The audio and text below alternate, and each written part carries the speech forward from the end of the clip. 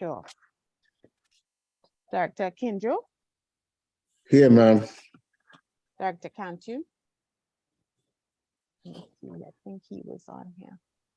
Here. Director Hobbit. Hobbit.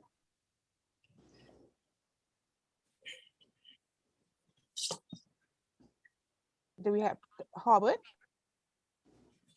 Supervisor, Hernandez.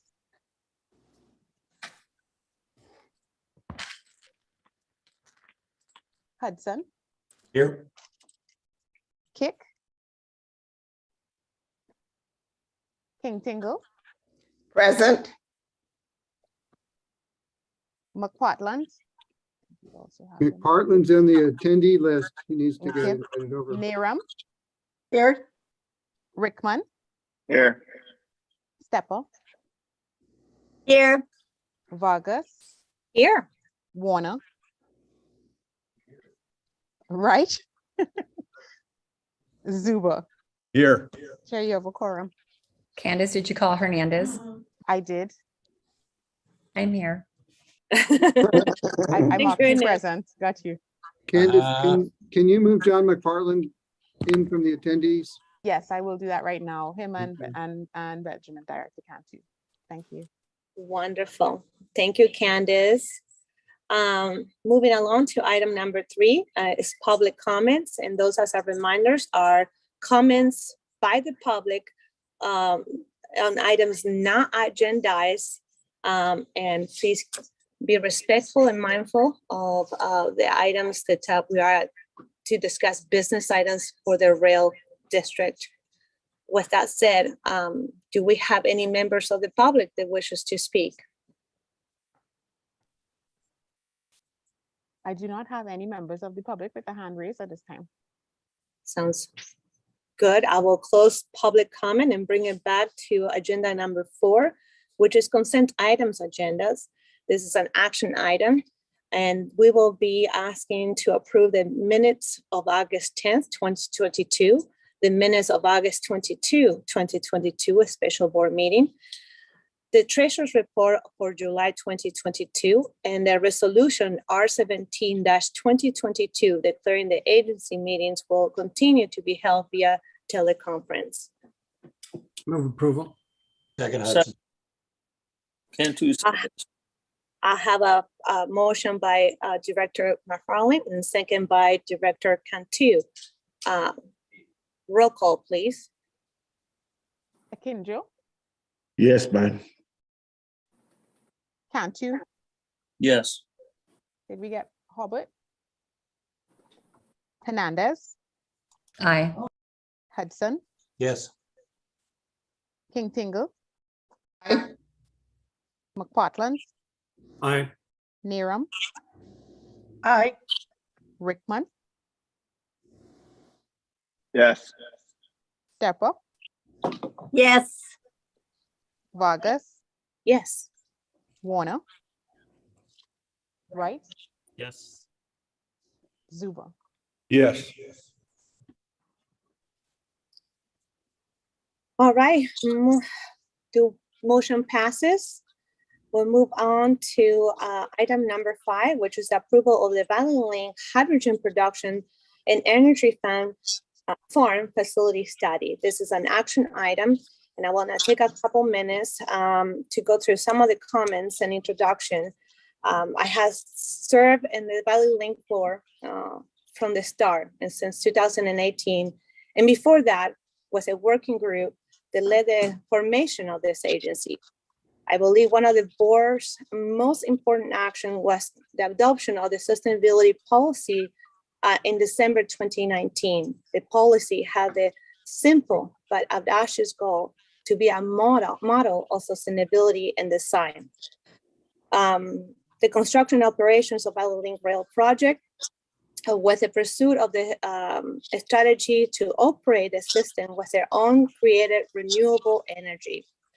Today, I am so very proud that we have an opportunity to take this big step forward towards making the vision a reality with the approval of the approval with the board's consent of the Valley Link hydrogen production and energy farm and the sustainability study.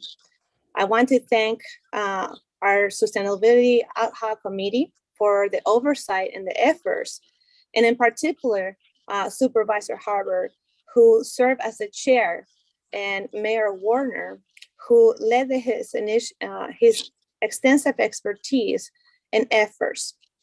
I also want to thank our staff for the hard work and our consultant, Zen Clean Energy Solutions, for all their back and forth in interaction with the ad hoc committee. So appreciative of everybody's time and dedication to make the presentation that we will have today.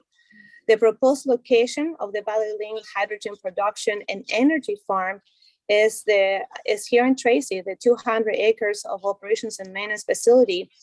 I be remiss not to mention just how grateful we are to the city of Tracy and their staff and the Tracy City Council for the ongoing efforts to make this possible. With that said, I will ask our staff to start the presentation.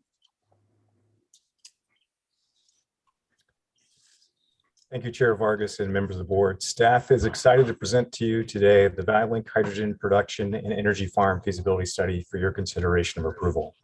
This study and its recommendations are intended to support the authority's vision of both environmental and economic sustainability. The feasibility study lays out a path forward to progress the implementation of a green hydrogen production facility in a manner that staff believes most appropriately promotes the authority's public agency accountability and manages risk. This includes the build out of an ultimate green hydrogen production facility in phases to leverage discretionary funding opportunities, the maturation of technology, and private sector partnerships. As a proof of concept demonstration project, the first phase of the project would allow the authority to test the feasibility of producing green hydrogen in order to evaluate the potential use of hydrogen to power Valley Link trains. We are pleased to have with us today Brendan Schaefer, the project manager from Zen Clean Energy Solutions, our consultant team, to provide a presentation on the study results and recommendations. Brendan and his team have brought both significant knowledge and experience to the study through their work with other transit agencies on similar projects, including the Sunline Bus Transit Agency's hydrogen production facility in Southern California. The study is a culmination of 6 months of work, including targeted interviews with industry representatives to prepare the detailed financial model and develop recommendations for the business model. We would also like to express our sincere appreciation, as Chair Vargas noted, to the Sustainability Ad Hoc Committee for their support of the study through their review and feedback on the technical work and the final report. With that, I'd like to hand the presentation over to Brendan. Thank you. All right, thank you, Will. Let me share my screen here.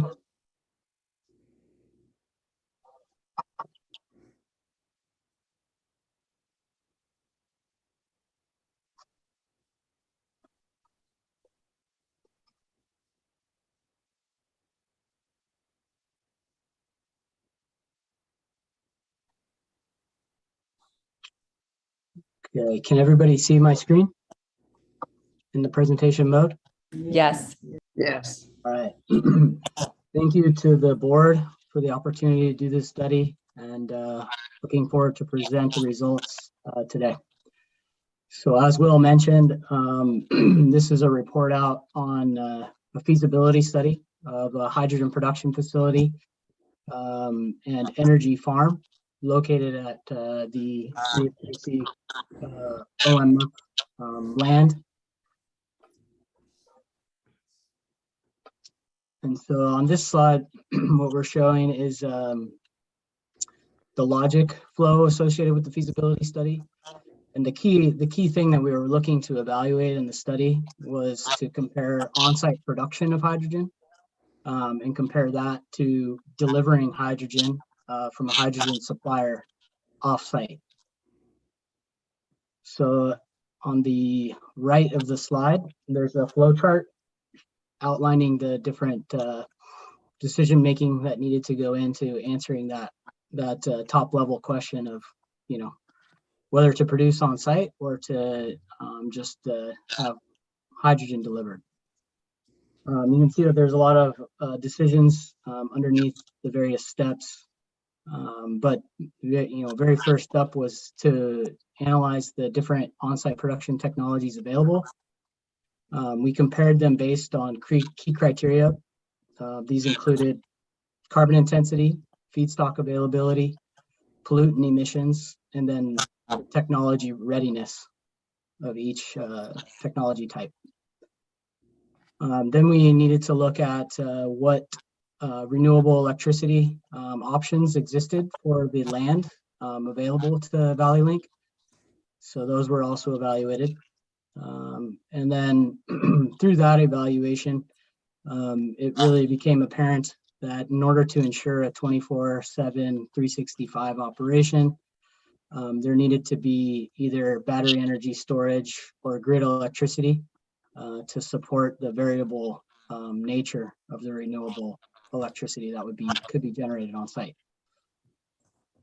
And then finally, all of this information was built into a financial model that not only included obviously the financial aspects, but also technical constraints and calculations, such as sizing of compressors, electrolyzers, etc., in order to meet the operational and financial feasibility of Valley Link. So a quick spoiler here, the option with the most cost-effective carbon emissions reduction was the on-site hydrogen production via electrolysis with electricity from on-site solar, supplemented with both battery energy storage and grid electricity. That option provided really the most cost-effective opportunity to reduce carbon emissions associated with Valley Link operations. So as we were putting together the financial model for the project, we needed to break the project into phases. First, to meet the build out of the Valley Link system, but then also added a phase 1, which allowed Valley Link to test the feasibility of producing hydrogen on site for fuel cell trains. This phase 1 opportunity can be done in a nearer term fashion, which could provide a critical supply of low carbon electrolytic hydrogen that is not currently available in Northern California. So phase 1 would be a production facility that provides hydrogen to local transit agencies and freight in Northern California with a operation date estimate of 2025, and it would result in 229 tons of hydrogen produced per year. And then in 2027, phase 2 would come online, and that would mean the scaling up of the production facility to then meet the initial demand from Valley Link trains. And so that would bring the total hydrogen production from the project to 944 tons per year. And then phase 3 would occur in 2030, and that would meet the mature demand from Valley Link trains.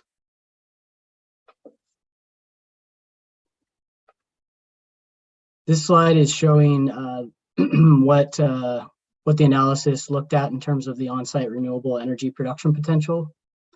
So the site layout is shown there on the left part of the slide, where the land available for solar or wind resources is identified. The amount of land required for the hydrogen production facility is also identified. That layout will be shown on the next slide in more detail. But the overall conclusion is that solar will be more cost effective than wind for this site. And using the solar, there will be enough electricity to supply all of phase 1 and all of phase 2 electricity requirements. However, on the bottom right there is showing the production profiles from the photovoltaic system that could be available on this site over the different months. And you can see that the electrolyzer load in a 24/7 operation, there's going to be overproduction from that solar. So you need to shift that overproduction to the nighttime periods in which you'd be running the electrolyzer. So there is a requirement for a battery energy storage system. And so a cost optimal BESS was identified, or battery energy storage system was identified. With any excess of electricity generated, sold to the grid. And then in order to ensure that any grid electricity used is zero carbon, renewable energy certificates would be purchased.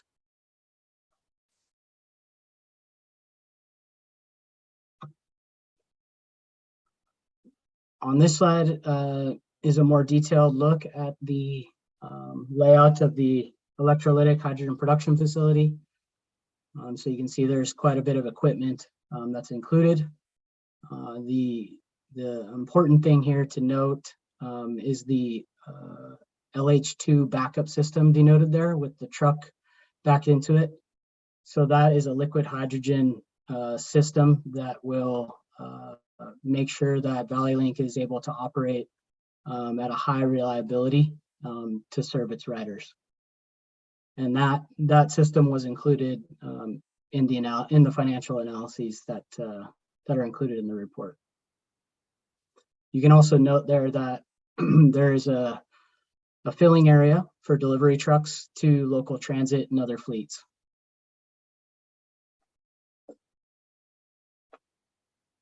And this would be a system that would produce 5 tons of hydrogen per day with zero carbon emissions. And it would also be capable of 700 bar and 350 bar fueling capability. What that means is currently right now, transit buses that are being used that are fuel cell powertrain, they use 350 bar hydrogen. So that's a lower pressure hydrogen.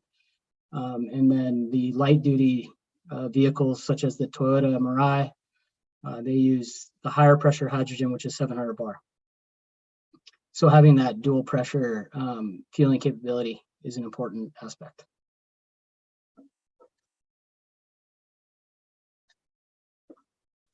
So why on-site versus delivered?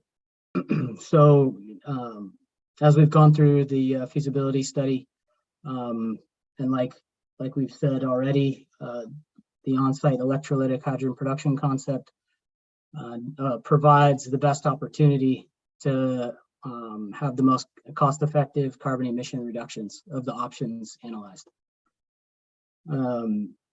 Then there's other benefits. It has the potential to develop positive cash flow, which can drive down ValleyLink rider costs as well as ValleyLink operational costs. There's very significant private sector and state interest in on-site electrolytic hydrogen, as long as it's supplied with zero carbon electricity. So this project can leverage that very significant interest. And then also there's a very large federal opportunities in terms of funding related to hydrogen as well. So for example, the Infrastructure and Investment and Jobs Act.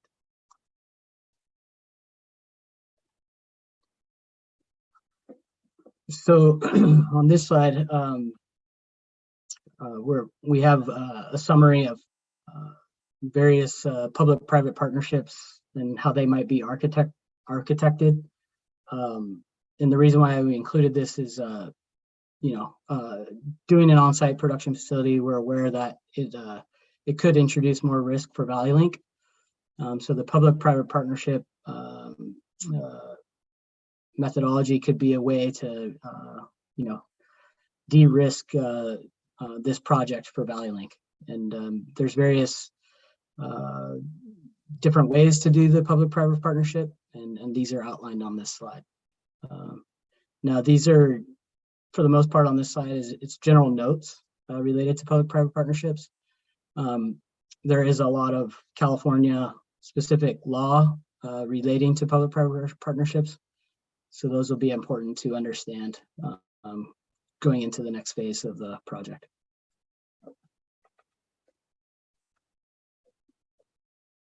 On this slide, we're giving an outline of the project stages and the decision-making associated with the different project stages, as well as the activities that are involved. and then outlining where Valley Link board approval would be needed. So we have the feasibility study circled in red there. So that's the approval of that study is where we're at right now. And then there would be a next step to contract with a owner's representative / engineer to then help Valley Link through those other activities before bringing back to the board a strategy document that would have a preliminary design as well as the procurement strategy that staff recommends. And then there would be a RFP phase or RFP phase. And then there would be another point at which the awarded proposal would be brought back to the board for their approval. And then there would be contract execution after that. And these steps, so we've outlined, if you look on the bottom there, those steps would repeat for each phase of the overall project.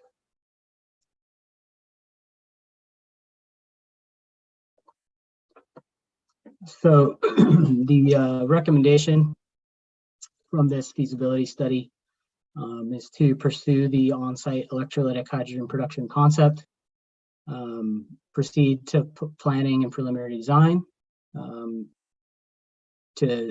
with the goal of issuing an RFP,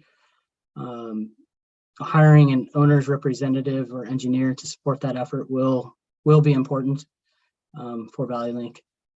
And then a key one here too is, phase one, using phase one will be a good way to learn, and through that learning, de-risk the later phases that are of larger scale.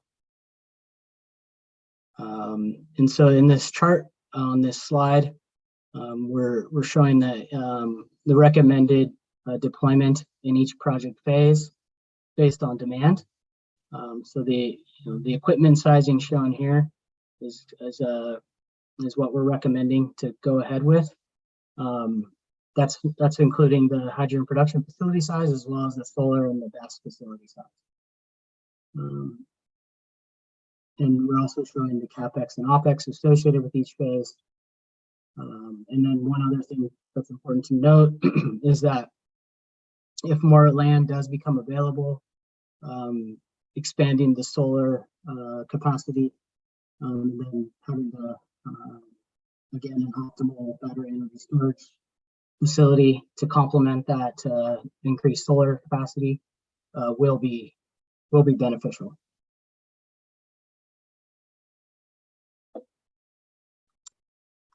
Okay, with that, I will turn it back over to Will before we take questions. Great, thank you, Brendan. And as Brendan, before we open for questions, staff wanted to recognize a few of the next steps following the board action today.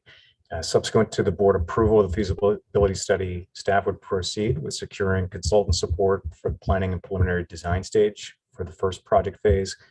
Such contract would be brought back to the board for approval as early as November, consistent with the kind of stages that Brendan had laid out for the ongoing, board involvement in these types of decision processes. And then staff would also advance our engagement with regional, state, and prospective private partners to position the project for all applicable funding opportunities. And with that, we're happy to take any questions. Before we do that, let's open it to the public for public questions, and then we'll bring it back to the board. I see several raised hands, so I will go in the order that it was raising, but let's start first with the public. Do we have, Candace, any members of the public wishing to make any comments? I do. I have one attendee with a hand raised, and we also received something in writing. Perfect. Let's go to the personal waiting, and then we will, if you can read the email sent to us afterwards. So go ahead. All right, the first person is Juan. I'm gonna go ahead and let him. Juan, can you hear us? Yeah, can you hear me? Yes. Okay, I had two questions. On the phase 3, do you expect to eventually generate all you need for Valley Link and some extra? Is that the game plan, and not have to use grid power? Second question is, you showed freights and other transit. Are you going to have freight trucks coming in and fueling type of thing? Is that the game plan? So, Or is Brendan? that freight that connects Just with? wait. Is that freight that connects with providing power or fuel to the automobile type stations around the Bay Area? Thank you. Vaughn, thank you. So 3 questions. I appreciate your questions, Mr. Vaughn. We'll close, we'll go back to that after the written comment. So Candace, if you can move to the written comment, and then we'll have staff answer those 3 questions. We received in writing. We don't typically read them. I have posted it online under the meeting under the meeting materials. And that was received by Tim Sabranti, Director of Strategic Initiatives at Innovation Tri-Valley Leadership Group. Maybe we'll have if somebody has, I don't have it in front of me, but I think the letter is worth reading. It's not very long. But in the meantime, while we find that, I think our staff, Will, you're eager to answer those 3 questions that Mr. Vaughn has. So go ahead, Will. Certainly. Thank you, Chair Vargas. With regards to the first question, subject to how we ultimately develop the 200-acre property there in the city of Tracy, the goal is to offset as much of our electricity needed with on-site renewable energy generation.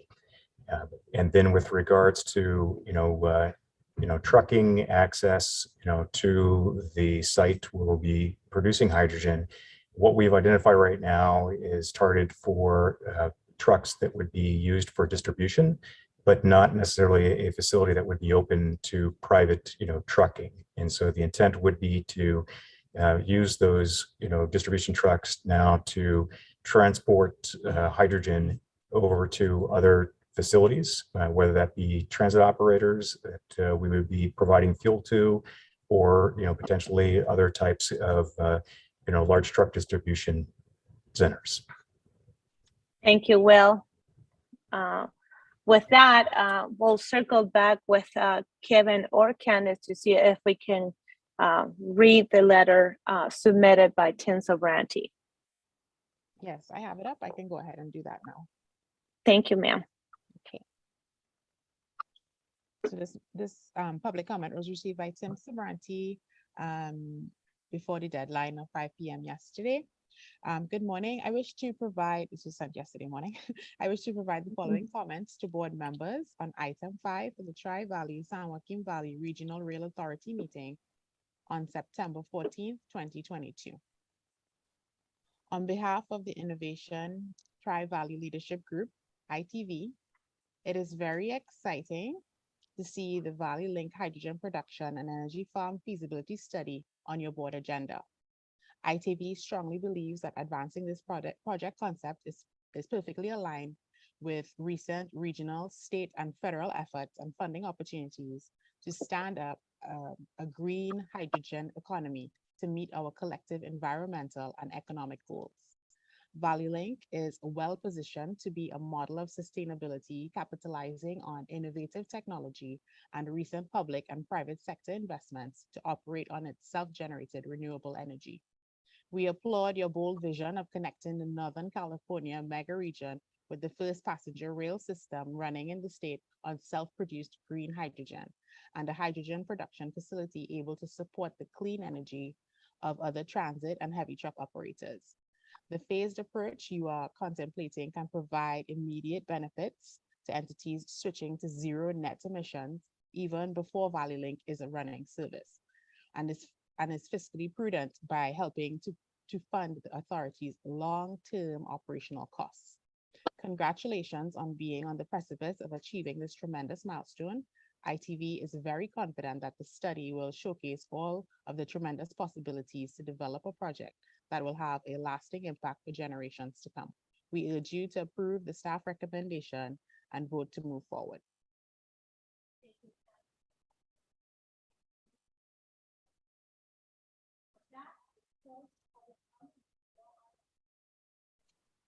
Veronica, you're on mute. Thank you. Thank you, Supervisor Harbour.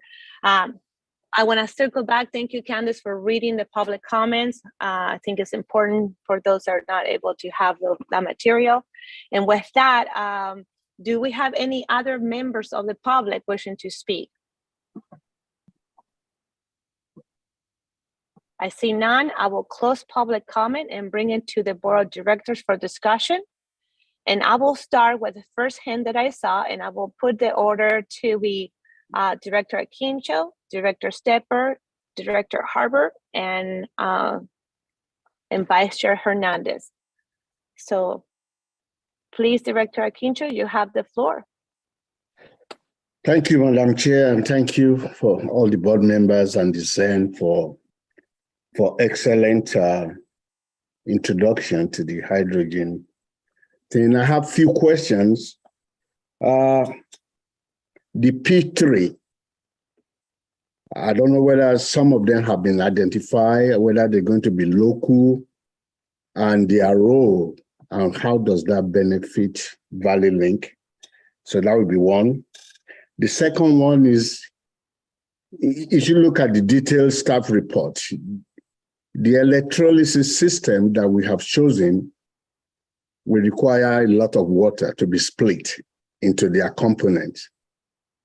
I don't know if you consider the drought issue intensively in California and how that will affect the technology that we eventually decided to go with. And I think the last one will be the wind consideration. Why was it? I know you said it was considered. Why was there a particular reason why we did not include wind along with the solar? And the excess energy that will be produced, how do you transfer clean energy to a grid that is unclean so that we can really justify the certificate that we are going to be issued down the road? So those are the areas that I saw briefly on looking at the staff report that it might need to be expatiated upon a little bit for us to be able to understand why this technology was chosen, the drought situation in California, the certificate that we actually need, and the clean energy along with the grid. I know we have battery power that we are considering, but the grid, when we send energy back to the grid, we need to be able to capture some of those resources too. So if you can do that, I will really appreciate it. Thank you. Absolutely. Thank you, Director Akinjo, for your very good pointed questions. I will look to the staff or our HACO meter or our consultant. I think there are 4 questions on the floor. Do you need me to repeat them or you guys got it? You got it? Perfect. We'll take that, or who will be taking those questions? So I'll start with the first one regarding the P3, and then I'll look for Brendan to speak to the other questions, regarding the water as well as the, opportunities for wind generation in parallel to solar energy on site.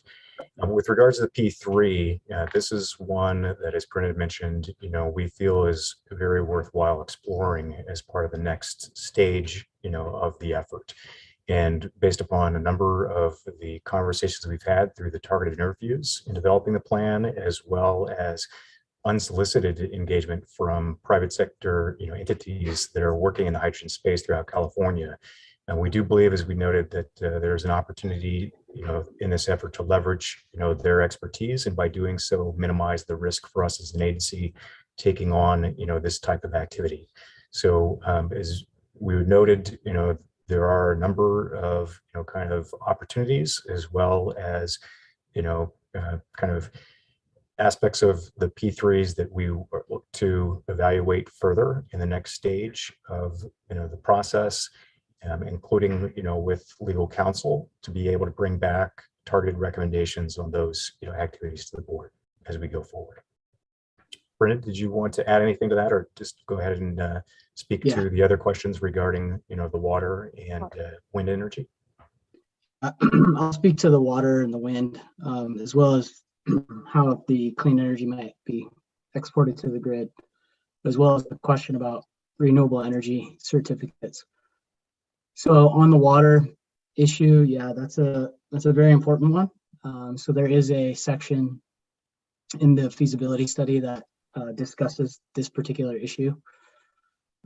So at full build out, the system will use 26,500 gallons per day of water, which is equivalent to 0.8% of the average city demand for water. So that's a lot of water, but on the whole, it's a fraction of what the city of Tracy requires. Now, there's a lot of opportunities for alternative water sources. So we've outlined a couple of those in the report as well. One of which is recycled water. So the city of Tracy, and this is, we only have examples for city of Tracy, but there may be other opportunities in the area as well. But the city of Tracy has a recycled water system, and they're looking to increase demand on that system.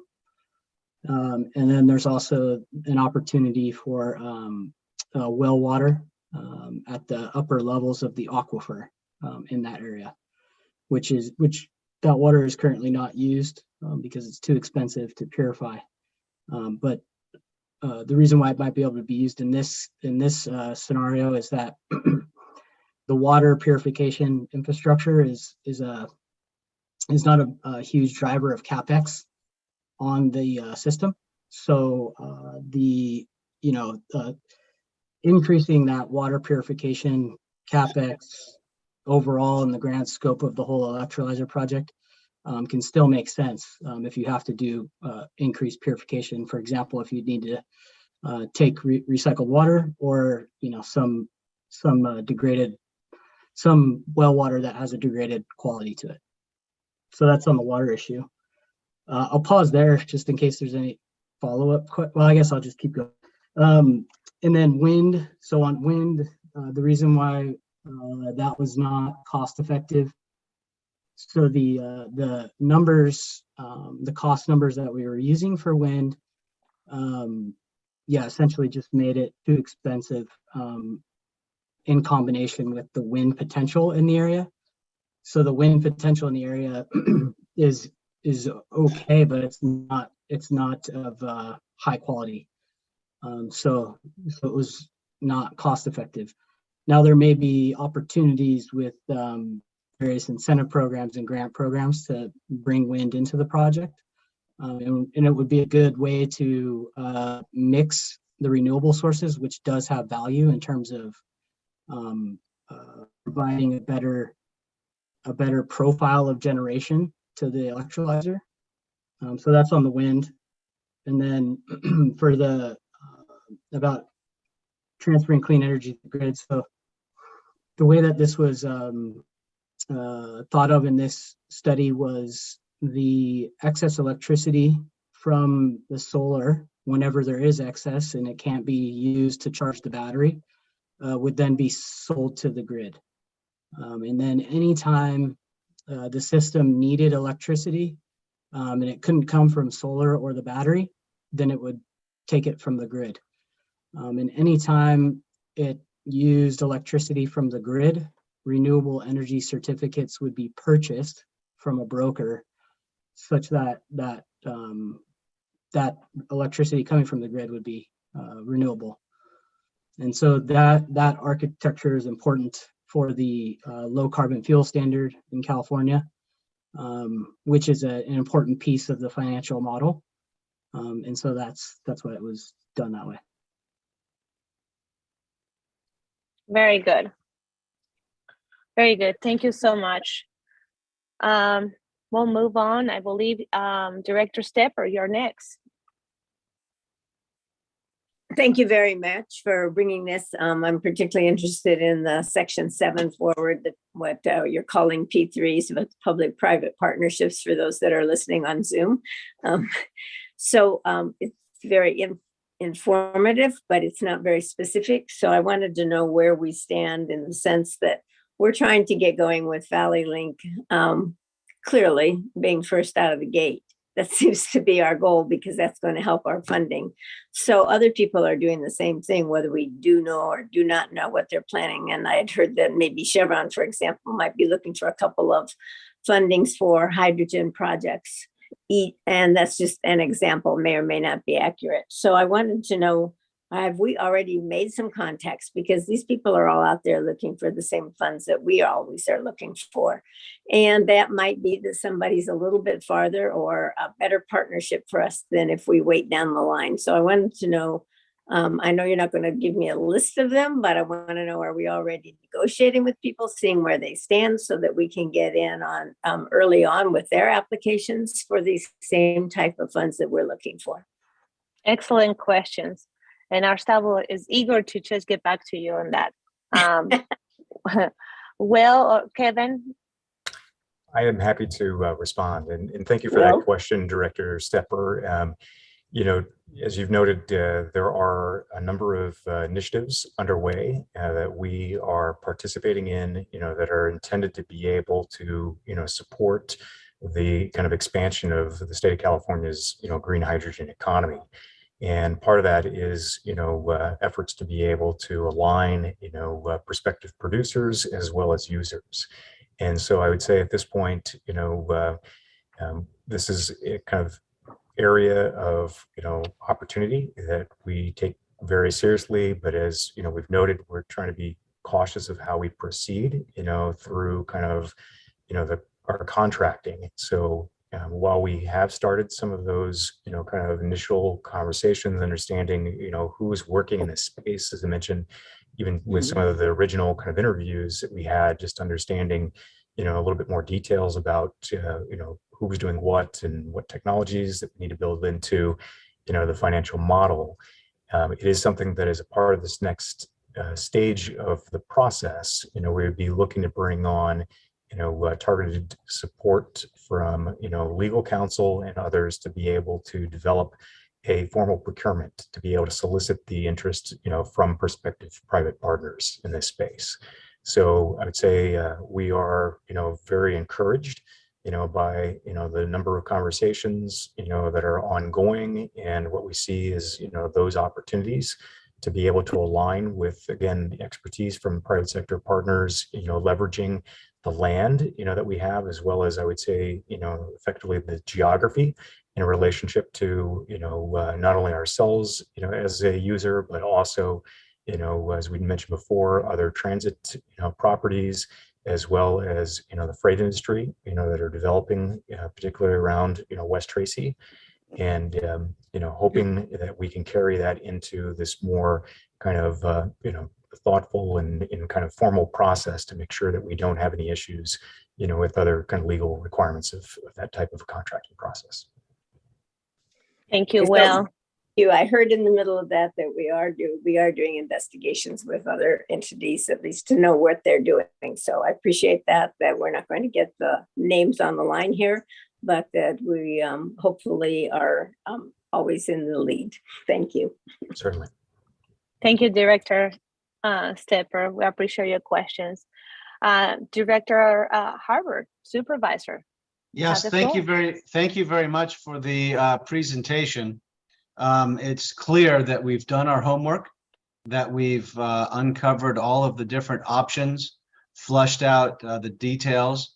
I've had the benefit of seeing this report at least once in sort of a subcommittee role, and I'm in full support and hope that we're unanimous in our support of this recommendation. I'll repeat the question that I asked earlier. It dovetails with the question that Member Stepper asked about others in the industry, but it was a little bit different perspective, which is to say that I know we're dealing with somewhat of an emerging technology. We're on the cutting edge, so to speak, here, but we're not necessarily the first. There are others out there that have similar projects, some even larger than ours. We're going behind them because they've already gone before us and proven that this can work, that it's successful. And I always, when we're doing something this big and this new, I like to make sure that others have already done something like this. If you could just take a minute to explain, I was very impressed to hear about some of the other projects around the state as the whole state is leading the way here. But we're not the very first, which I think is good. Share with me the industry, where it's been recently, other projects that are a little bit before us, so that we know we're not, the very first to do this. Brendan, would you like to talk about the Sunline experience? Yeah, sure. So in California, there are megawatt scale electrolyzers deployed, one of which is at Sunline Transit. It's been operating since December of 2019, fueling fuel cell electric buses at their facility. It's a 900 kilogram per day electrolyzer, and it's filling 26 fuel cell electric buses right now, which represents about 40% of its fixed route fleet. So they're definitely, if that station doesn't work right, they're gonna have issues making service. So they're really showing that the technology can work. There's also a smaller electrolyzer at AC Transit that's been in operation, I don't know how long. And then there's a very similar electrolyzer with a fueling station deployed at Champaign-Urbana Transit in the Midwest. And that is also about 1,000 kilograms per day system. And they're at an earlier stage than Sunline, but it's another system that's out there operating. And then just to reiterate, phase one would be 1,000 kilogram per day setup. So similar to those two existing systems. And then Thank you. Director Halbert, if I could just add to what Brendan presented, we are familiar that there was, as we understand, a public-private partnership with Chevron dating back to 2004, also with AC Transit. But that point in time, it was a steam methane reform, or gray hydrogen type of production process. And as Brendan noted, in 2012 is when AC Transit followed that up with another, kind of smaller scale electrolysis facility. Thank you. Thank you, everyone. Moving along to Director Hudson. You have the floor. Oh, we lost Melissa? Yes, She was did. next. Okay. We'll come back to her. Okay, we can come back to her. Yeah, no, I like the direction. I'm buying in. I'll second the motion Director Halbert's about ready to make. My concern that I didn't hear about is some things I saw in bigger operations. It's not just that you get the water, but if you use the water and it's got to set in ponds, you just hear more and more about complaints about PFAS. To make sure we're secure, we don't have any of those problems. The other thing is monitoring, which I'm hearing more and more about. Leave it up to you. I don't think it's a problem. I think it's just something that needs to be noticed or mentioned. Before I had talked about a secondary market for power because I lived out in Stockton for a while, and from Halloween on, it's I wouldn't worry about wind because the fog sucks in pretty good. The reality is, though, instead of me talking more about them as a power source, I'm thinking you should consider them more as a client for the fuel. ACI thought they had to buy electric trucks for their ACI, ABI, I can't keep track of them, for their trash hauling, and they found out that, whoa, we can do hydrogen, and San Ramon's not going to pay for 25% more trucks. So they're going to be on board to do this also. We know that there are 3 other line transit authorities in 3CTA and Tri-Delta, and probably I'm just going to say LAPTA also. So the need's going to be there. It's just how big do you want to be might be the bigger. I think you can start doing some of the contracts now. And the other part of it is, I mean, my thinking is these companies, at least 3CTA, are going to be ramping up just about the speed at which you ramp this up. So it might be good or bad. It's just, that's what in my mind is more important, to see where your contracts are, because I just got through pricing out a bridge that went up about 30%. Outside of that, on the out part, I was going to mention it as a director comments, but I want you all to hear it in case somebody checks out. Every year, I would see things like this train that we don't have yet, the hydrogen train, and the newest technology at the Electric Vehicle Symposium. I went to 33 and 34 was Kobe and then Lyon, France. I understand the last two have decided to cancel. Well, I just saw the email yesterday. EVS, Electric Vehicle Symposium 36, June 10th through the 14th in Sacramento. We should all be there. This is the newest technology of everything we ever use. I have not been to any symposium that matches the technology you'll see here. Thank you, Director Hudson. We'll have our director's report to just emphasize that in the next item. If we could come back to this item, I will appreciate it. So if there's any questions that needs to be answered for you, Director Hudson? Nope. Okay, thank you, sir. With that, I'll pass it along to our Vice Chair. Melissa, you have the floor. Thank you. I was just lowering my hand a little bit sooner, but figured you saw me. Just wanted to honestly say thank you to staff. This past week's record-breaking heat waves, and Supervisor Halbert and I know about record-breaking heat waves that we've talked about throughout California. Seems to be nature's way of honestly just holding our feet to the fire, reminding us of the importance of this work that we're actually undertaking here at Valley Link. But I'm also truly excited that we are taking this bold step toward environmental sustainability and a vision to be first the passenger rail system in California to run on self-produced green hydrogen. And I know that Bob Warner has helped us tremendously in doing a lot of research with that. But I'm also equally excited for our opportunity that it presents for economic sustainability by presenting the opportunity of offsetting the operating cost of the system through the sale of excess production to other users. And so that kind of leaves me with a couple questions.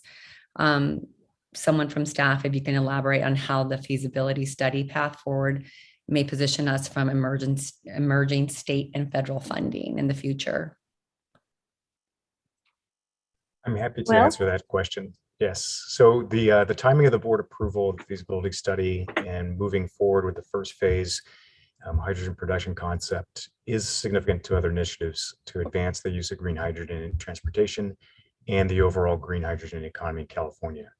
As we've identified in the staff report, these specifically include the recent passage of Assembly Bill 209, the Energy Trailer Bill to fiscal year 2022-2023 state budget, and the recent launch of the Alliance for Renewable Clean Hydrogen Energy Systems, or the ARCHES initiative. AB 209 establishes a new $100 million hydrogen program under the California Energy Commission to provide financial incentives to these types of hydrogen projects for demonstration of upscale production, processing, delivery, and storage. And we are clearly encouraged, that this legislation could include specific emphasis on hydrogen derived from water, or effectively electrolysis, that we presented here in the feasibility study. And this would be a program that we are targeting for near-term funding for the first production phase proof of concept. And then with the Alliance for Renewable Clean Hydrogen Energy Systems, that initiative is intended to coordinate the development of the statewide application for federal funding under the recently approved $8 billion national U.S. Department of Energy Regional Hydrogen Hub program. And this is an initiative that's proposed as a public-private partnership to develop that statewide application to secure a targeted $1 billion out of the $8 billion total available at the national level. And we see this as a significant opportunity to engage with potential public and private sector partners to pursue higher amounts of federal funding for the larger scale hydrogen production project phase. And we just note that the board approval of the feasibility study and recommendations we see is sending a strong signal to potential public and private sector partners that we are serious about this hydrogen production vision and establishes credibility for us as staff to participate in these statewide processes. No, and I think that's so important that you were able to share that with us, because this will definitely give us a path forward. And then my last question is, how will our ability to offset operating cost with the sale of hydrogen improve our overall cost effectiveness and improve our opportunities for the project funding? Do we have percentages? Do we have some type of idea? So I'm happy to take that question as well, Chair Vargas. I would say at this Go point in ahead. time, we do not have specific, numbers to these, but we feel strongly that this presents an opportunity for us to help, reduce what our cost of fuel would be and our overall operations that could be able to subsequently drive down, the cost of the service to riders, as well as a need for other state and federal transit operations subsidies. And this is significant with regard to both, our regional and federal construction funding requirements, where we need to be able to identify how we are going to pay for the long-term operating costs, of the systems, and to minimize our impacts, on those current funding streams that currently are serving other transit systems. Thank you, Will. And Vice Chair, thank you for those questions. It's no secret that we've been working on self-sustainability, not just on the environment, but physical and financial sustainability. So having the opportunity to sell energy that we have as a surplus, it will be total benefit to lower the subsidy or lower the ticket price for the train. So I so appreciate your questions. With that, there are two more hands raised. I will go first with Director Rickman and then Director Warner. Director Rickman, you have the floor. Thank you. Looking at the study, one thing I didn't see is, do we have any, or have we contacted any public safety agencies, particularly South County Fire, to see if they have any concerns when we were doing this feasibility study in regards to that pipeline that runs through that property? I know there's been concern for the last probably 2 decades from the public. And so just want to know if we have, and if not, why not? Brendan, do you want to take that question? Yeah, I can take that. So the focus of the study was to demonstrate financial and technical feasibility. There does need to be a good permitting strategy associated with the work. So usually when you'd want to go into start working with authorities holding jurisdiction, once you have a good idea of what your permitting strategy is, because as you develop a project, you can kind of, if you do that too early, you might run into issues. And then specifically with regard to the pipeline through the property, yeah, we didn't look into that at all. But with respect to safety around hydrogen in general, interacting with the fire department or whatever authority holds jurisdiction related to fire safety is very, very important. So that's, that needs to be done, and it needs to be done in a very good way, and establish a good relationship with that authority as well. So that is definitely a top, what Valley Link will need to do as part of their permitting strategy. All right, thank you, sir. Yeah. All right, thank you. And I can just reassert, excuse me, Director Rickman, that during the next phases of work, we'll certainly be engaging all the permitting agencies and with fire and with PG&E to make sure that nothing is being built unsafe, and that we are taking into consideration any risk that we need to, because we can reconfigure this lot. I mean, nothing's been permanently designed yet, so a lot of the land is for solar panels. Those in themselves don't generate a risk, but where we put the electrolyzer, the setbacks from that line, we can certainly take a look at the design parameters to make sure that we're set back to under the permitting process with the PG&E or fire. All right, thank you, Kevin.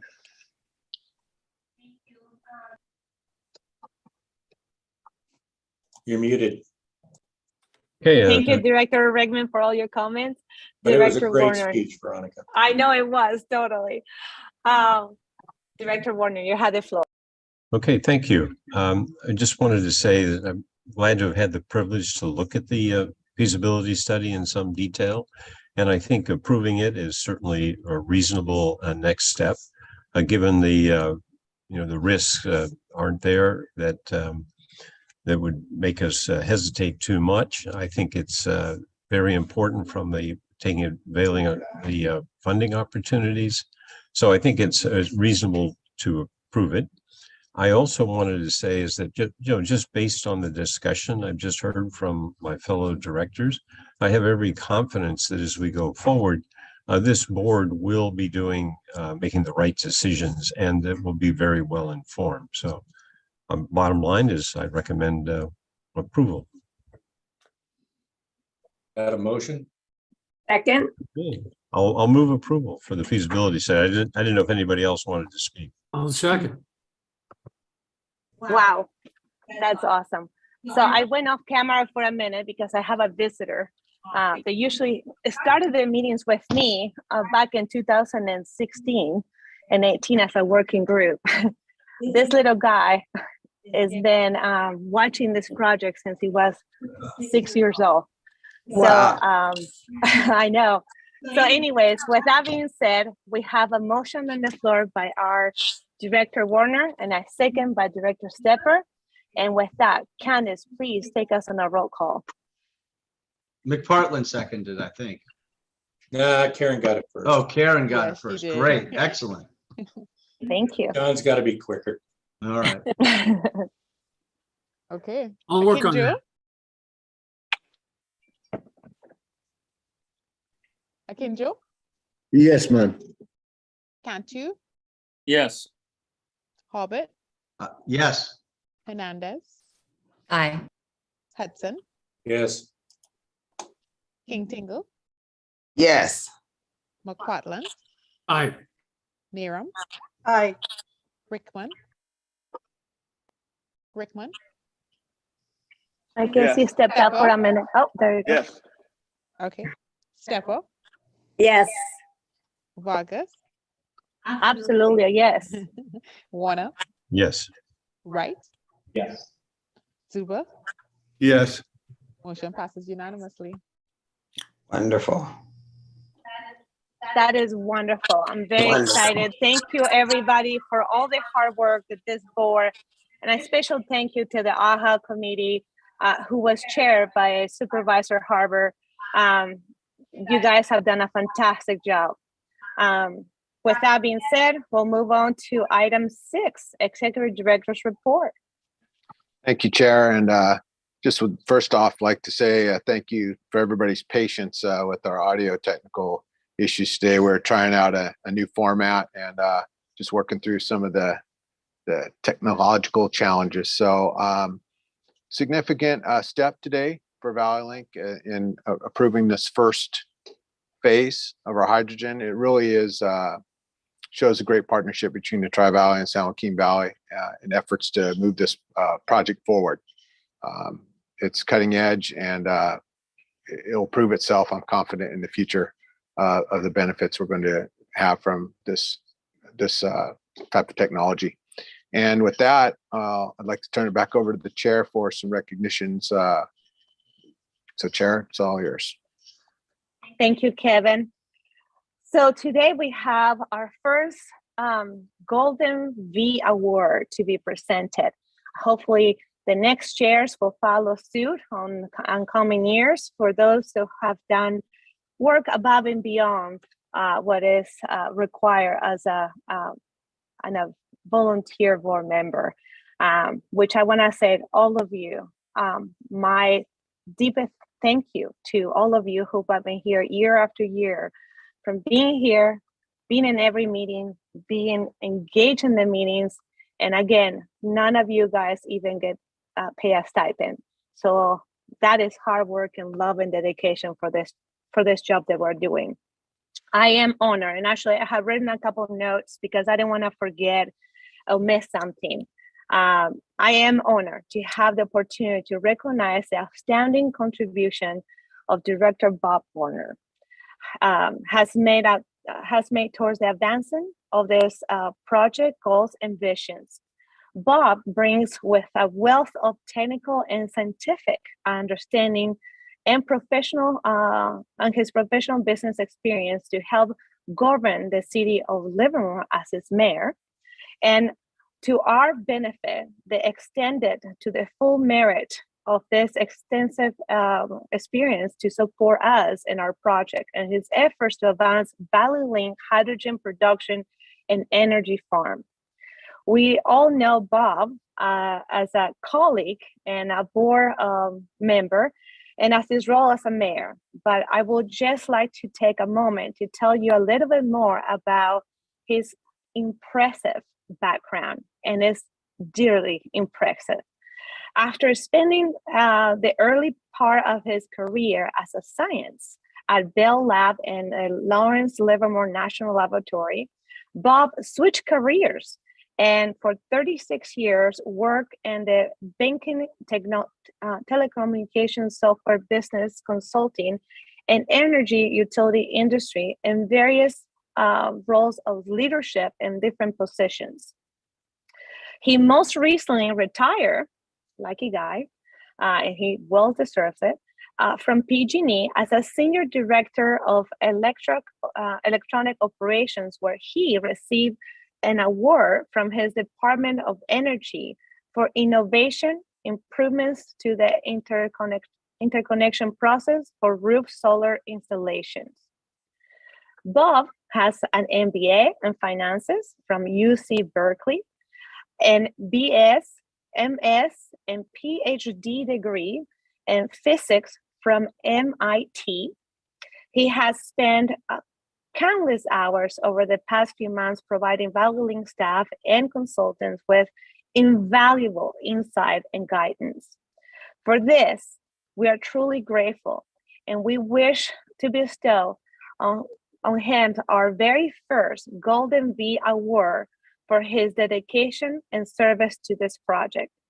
From the bottom of my heart, I want to thank Bob, and I want to invite him to this corner of my chair so I can present him with this beautiful plaque that all you guys have provided for him. So Bob, thank you, sir. I really appreciate it, Bob. So there you go. For everybody to see him. Come, Bob, so they can see you on camera. There you go. You have to go down for me over there. There you go. Over here for. There you go. Well, thank you. Bob, would you like to say a few words? Let me take my earbuds. You want to go to your chair? I go there. Perfect. Wonderful. He deserves it. We have wonderful directors. So Bob, you have the floor, sir. See. Okay, well, thank you so much for this award and the kind words. And it's really been a privilege to work with the board of directors on this project and to have the opportunity to contribute. And I think, especially since we've chosen to go to hydrogen down this path, I think it's really exciting. And I was just glad to be of help, and I really appreciate the recognition. It means a lot. So thank you.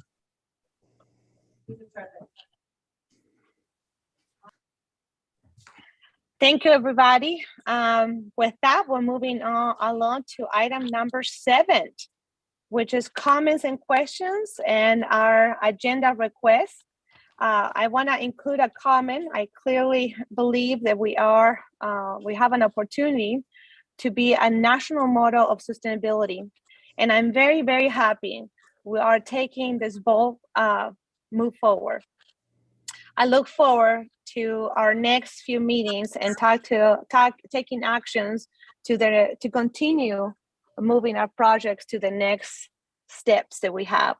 With that, I'm open to suggestions for board consideration and for agenda items. Is there any items from board directors that would like to agendize? Except for Hudson. Anybody else? I'm just kidding. Dave, you have the floor. Yeah, I said it before because I was too lazy to print up the agenda. I know it was on there, but this is a real rarity. I was shocked when I saw this. I felt so strongly about this symposium that I paid my own way to go up to Portland. It, of course, was canceled.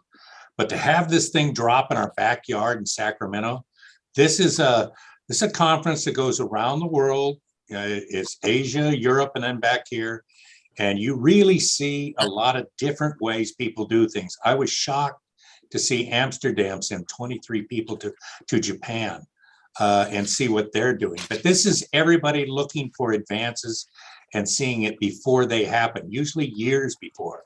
I saw cars that were electric cars 3 and 4 years before they came out. So I know that this isn't something I doubt Valley Link's going to pay its way, but I think if I'm looking at Dave Albert's still on, I actually convinced the Air District, and I'll probably ask for David and I, if I'm still here, if they would at least pay for the registration. It probably will have to go through Air Districts if any of you from San Joaquin County are on it, but you're never going to see this again. I was shocked that it came to the West Coast. To have it drop in our backyard and probably be able to, at least for the people on League of California Cities, block out a couple of rooms and use some economy of scales. This is a once in a lifetime issue we should take advantage of. And what days are those, Director I believe Hudson? it's June 10th to the 14th. If I haven't erased it, I'll send it on, but you'll probably, Please share. Yeah, it's please share at least with our 36. executive director. Yeah. Perfect. Yeah, Kevin, it's Awesome. EBS 36. You can look it up and they'll start on it right now. Hopefully they don't cancel it like the last 3, but that was COVID and I doubt it. And I think a large part of it is because California is doing the green hydrogen move. Mhm. So that's how you get sponsorships and stuff like that. This will shock you, some of the stuff that's out there. 1-seat cars, that will probably be, I mean, the electric bikes, a hydrogen bicycle, not scooter, bicycle from Germany. It's really something to behold, hopefully. Now watch it be a dud now that I brought it up. But I mean, I can't stress this enough. If you're still representing your cities, they should, you're just never, this is half the price. This is a third of the price you'd have to pay to go anywhere else. Well, hopefully, thank you so much. I wish we had the budget and the It's a extra Hudson. dollars to. Tracy's filthy rich. You can afford to send all of us. Thank you, Director Hudson. With that said, I want to say I wish we had the extra funding. Unfortunately, we don't. But this is part of what we continue to work and the benefits of our community. So as we are council members, we definitely, this is an advantage to each community that we serve. For me, I am looking forward to continue to watch this project. I will not be remiss if I don't mention that I want to see Valley Link all the way to Stockton and to connect us to ACE and Cabral Station. That will be the dream that we started with. And I think anything less than that, we will not be, getting there. So I see our Stockton representative down right. So the baton will pass on to you guys. And it have to happen. Our communities from Stockton all the way to the Bay Area, the gas prices are so expensive. Yes. Those folks in Stockton, they commute longer than the people here in Tracy. And I know the people in Tracy are in the road for 2.5 hours.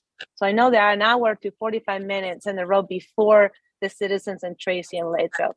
So we will continue on, but this is a major milestone in our agency. And I hope you guys go back to your next council meeting and update your respective councils and cities of this huge step forward that we have taken today.